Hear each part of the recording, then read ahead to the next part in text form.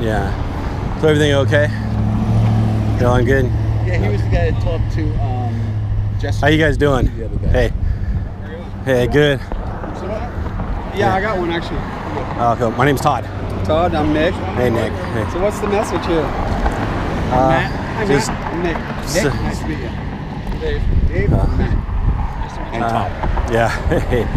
Yeah. Just, well, there's 70,000 abortions every year in Texas, you know, and Just the numbers counted. And there's also 26,000 kids in foster care. 13,000 of them are ready to be adopted, just waiting for parents. And there's 30,000 churches in Texas. And, you know, so we're just trying to shine the light of Christ and bring it in opposition to the evil in this land, which is, you know, abortion and not taking care of the widows and orphans and keeping ourselves pure. So we have tons of big churches, 30,000 Christian denominational churches. But, you know, we have good preaching. We got lots of good books. We have lots of Sunday schools. But, you know, what we're saying is, you know, that we need to repent of our apathy, look at the problem, and actually, like, figure out a way to do something about it. How to bring what you know, not just be speakers of the word and hearers of the word, but also doers of the word, you know. So that's all we're saying. We're not saying you guys are a bad church or why this location in particular, just to see more traffic or. Well, traffic, and you know, we like to go to where Christians are, right? Because we don't, you know, I mean, we're looking for people to like go after church, and while they're sitting there, instead of talking about football, talk about those guys with the signs that said, you know, repent of your apathy towards child sacrifice and stuff like that, and have people think about that. And, you know, God will, you know, prick some hearts, some consciences, and, you know, people will actually do stuff. We're talking with one of the heritage guys online on Facebook, and he's like, well, why are you just here during our hours? Why aren't you here when Water's Edge is out, you know? And we're like, you're right. We have to repent. So we'll come a little bit earlier and just be here. But we do this at, you know, churches all throughout, you know, the county and the area, and we do town squares. And when school, you know, we'll start up at school again 5 days a week. We're out in front of the high schools, you know, and we're talking to kids, and you know. Is this working? I mean, are y'all seeing any good come out of this? Yeah, well, three years ago there was one abolitionist society. 3.5 years ago, and now there's over 100 throughout the United States, and it is, you know, it is working. It is, you know, Christians are re-looking at it and saying there is a Holocaust going on. Just like when slavery was in the land, you know, a lot of the people that went to churches, a lot of the pastors were like, a lot of our members have slaves, you know, let's just preach the gospel. Let's not deal with this sin issue. And there's actually letters going back and forth among pastors saying, no, we actually should, you know, oppose it. We should actually do something about it. You know, we should kick these people out of our churches if they won't repent, you know. And other pastors are like, don't get crazy. Let's keep the main thing. You know, that's kind of what they were saying. And a lot of pastors do the same thing. You know, they're like, hey, we're good. We live in a good town, and we're good people, and we're a good church, and you know. So, and all we're saying is I don't think you'll find anything in Missouri Synod practice or doctrine that tolerates abortion. Well, if you were a pro-choice church, we wouldn't even be here. Like, you know, like we would call them to just to repent. You know, if they were a pro-choice church, we would say, hey, repent. You know, because Jesus said true religion is. You know, we don't know what that is, right? And every baby is created in the image of God, and nobody should murder, right? It's murder. So we would just call them to repent.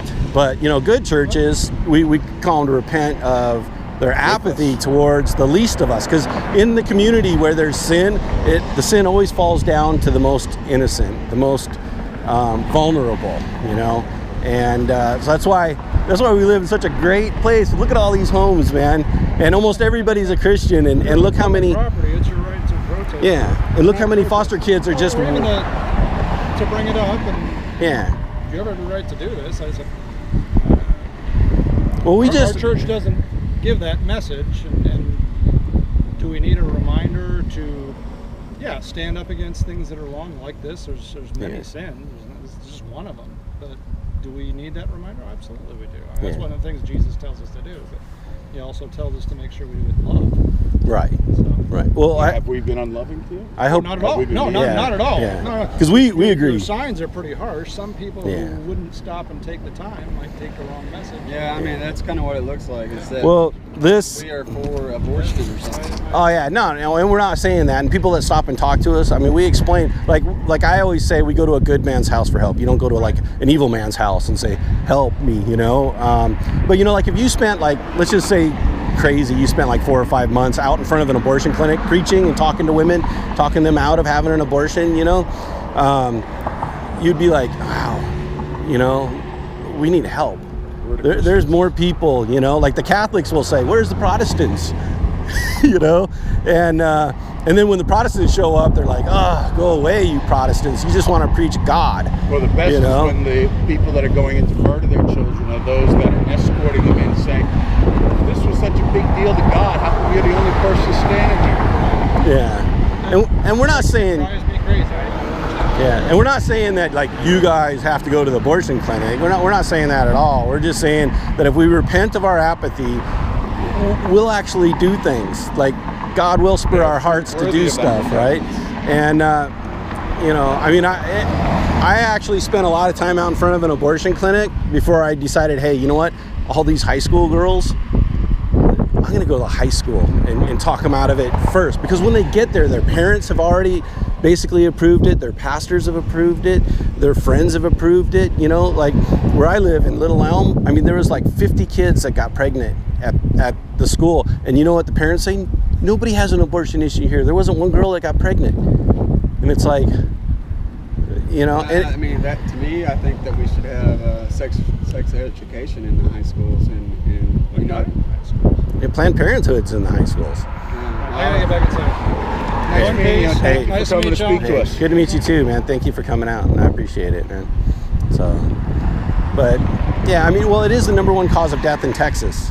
Is it? Yeah. Oh, yeah. Double that of heart Number disease. one cause in the country. In the country, even, yeah. I mean, 70,000. You know, they have semi-trucks that pick up the dead babies in big drums, man. And they say environmental waste removal.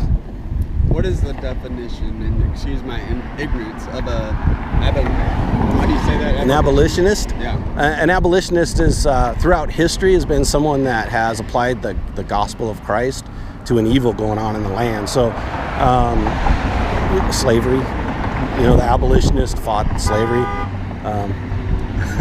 This is my wife, and my daughter, and my son. Thank you, honey. So, you know, like Bonhoeffer was like an abolitionist, right? He wanted to put an end to the killing of Jews. So an abolitionist is someone who wants to abolish something, to get rid of it. So, and we're gospel centered, you know. I mean, it's all about Christ. Like if I came out here and started cussing at you, you'd be like, it's not about Christ, it's about abortion, right? But what do we talk about? Christ. You know, we shine the light of Christ on this evil wickedness in our land. And you know what? Nobody cares. Like everybody will go to church, right? And then they'll go and they'll have a nice dinner, lunch, whatever. And they'll watch a football game. And you want to see true religion here in Texas? Go to a football game. That's worship, man. I mean, and meanwhile, they have to drive by all these abortion clinics.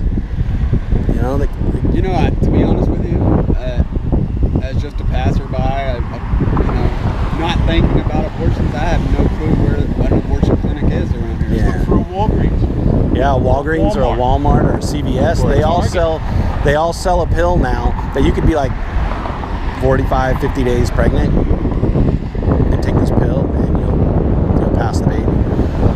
So, I mean, there's a morning after pill too, which millions of those are sold.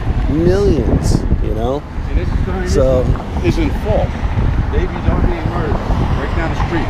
Right down the street.